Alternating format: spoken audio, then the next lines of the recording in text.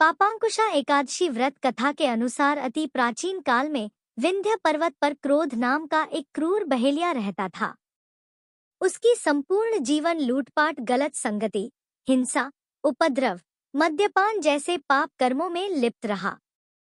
जब उसके जीवन का अंतिम क्षण आया, तब यमराज के दूत उसे क्रूर बहेलिये को लेने के लिए पहुंचे।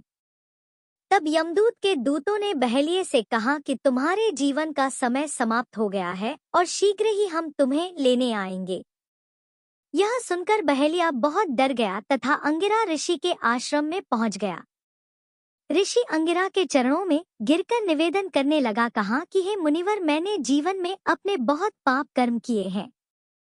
कृपया कोई मुझे ऐसा विधि विधान, उपाय, व्रत, पूजा पाठ बताएं जिससे मेरे जीवन के सभी पाप कर्म समाप्त हो जाए अथवा तथा भगवान विष्णु का आशीर्वाद प्राप्त हो, अर्थात मोक्ष की प्राप्ति हो जाए। तब ऋषि अंगिरा ने उसे आश्विन शुक्ल पक्ष की एकादशी तिथि का पूर्ण विधि विधान के साथ व्रत करने के लिए कहा।